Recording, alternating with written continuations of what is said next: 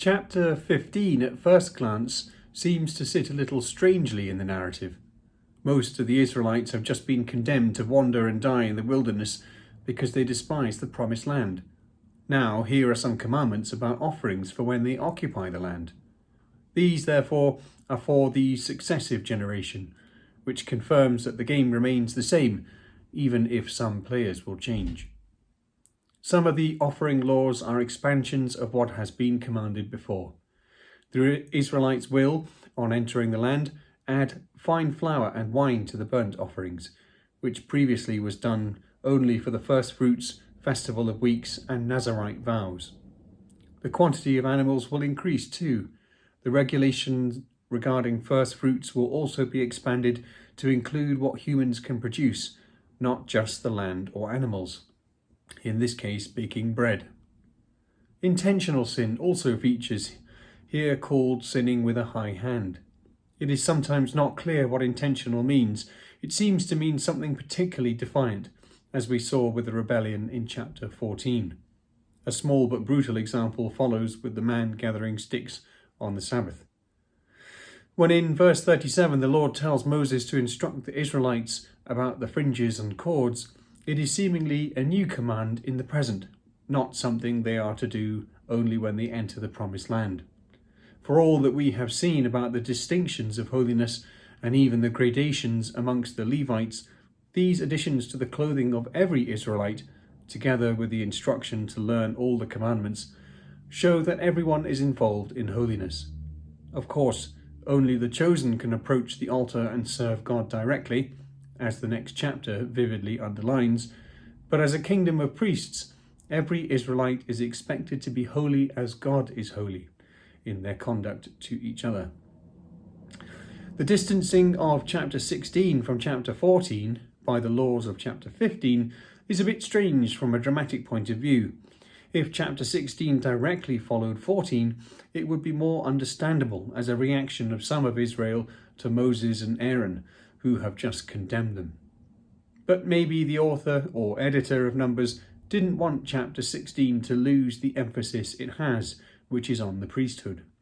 In general terms, though, the narrative continues to be about rebellion against God himself through his chosen leaders.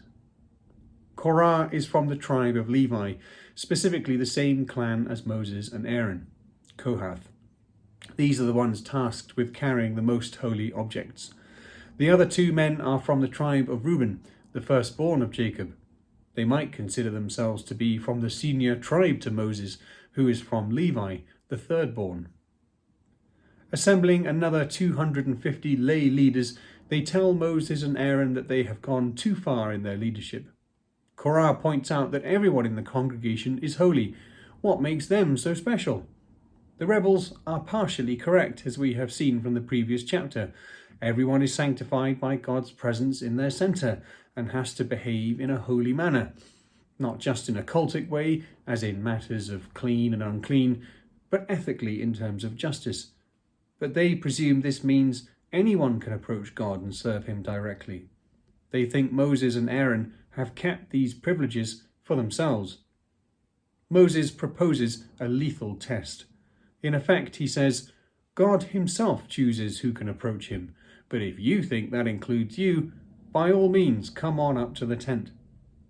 Then Moses addresses the Levites specifically in verses 8 to 11, pointing out their privilege in being separated to serve the Lord.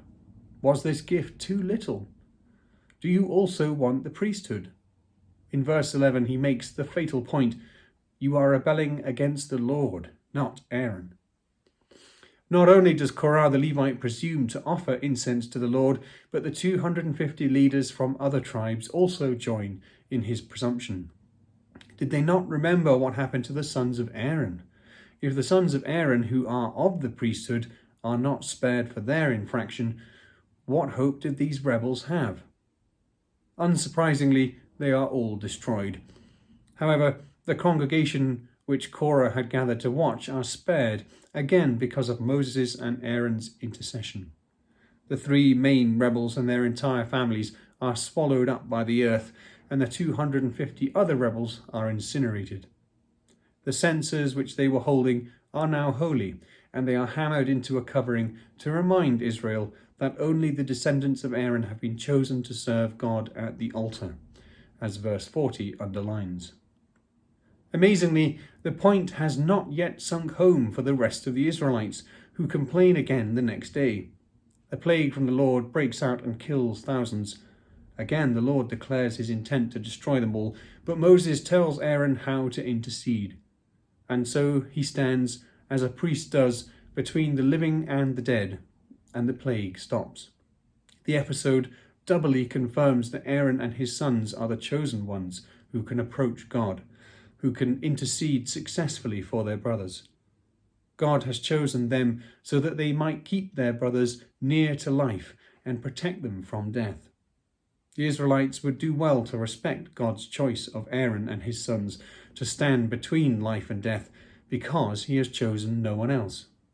This choice will ultimately be fulfilled in Jesus' ministry, and so Peter will preach in Acts 4, "There is salvation in no one else, for there is no other name under heaven given among mortals by which we must be saved."